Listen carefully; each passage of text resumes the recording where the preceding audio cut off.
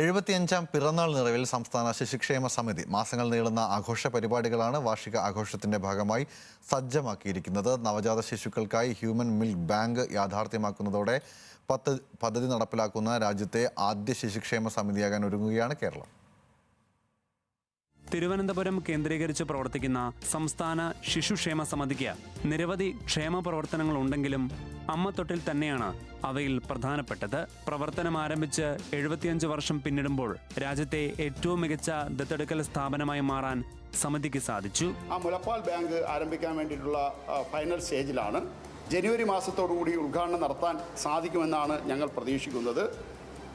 അതിൻ്റെ പ്രാരംഭ പ്രവർത്തനങ്ങൾ ആരംഭിച്ചു കഴിഞ്ഞിട്ടുണ്ട്. നമ്മുടെ അമ്മത്തൊട്ടിലിൽ വരുന്ന കുട്ടികൾ അല്ലാതെ വിവിധ കാരണങ്ങളാൽ ഇവിടെ എത്തുന്ന കുട്ടികൾക്ക് പ്രതിരോധ ശേഷിയുടെ വലിയ പ്രശ്നമുണ്ട്. അത് ഈ അമ്മപ്പാൽ കിട്ടാത്തതിൻ്റെ ഒരു പ്രയാസമാണ്. അപ്പോൾ അതിനൊരു ശാശ്വതമായ പരിഹാരം നമുക്ക് കാണാൻ സാധിക്കുന്ന രൂപത്തിലാണ് ബ്രസ്റ്റ് മിൽക്ക് ബാങ്ക് പ്ലാൻ ചെയ്തിട്ടുള്ളത്. കഴിഞ്ഞ 24 വർഷമായി പ്രവർത്തിക്കുന്ന അമ്മത്തൊട്ടിലിൽ ഇതുവരെയും 1000 കുരുന്നുകളാണ് എത്തിയത്. 681 പേർ പെൺകുട്ടികളും 319 പേർ ആൺകുട്ടികളുമാണ്. ഏറ്റവും അധികം കുട്ടികളെ ലഭിച്ചത് തിരുവനന്തപുരത്താണ്, 667 പേർ. സമിതിയിലുള്ള 25 കുരുന്നുകൾ ഒഴികെ എല്ലാവരും പുതിയ മാതാപിതാക്കളുടെ സംരക്ഷണത്തിലാണ്.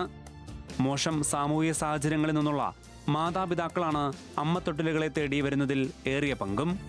വീടിനു മുമ്പേ തല്ലിക്കൊഴിയുന്ന പ്രവണതയ്ക്ക് ഒരു പരിധിവരെ തടയിടാൻ അമ്മത്തൊട്ടിലുകൾക്ക് കഴിഞ്ഞുവെന്നത് സുപ്രധാനമാണ്. ന്യൂസ് മലയാളം, തിരുവനന്തപുരം.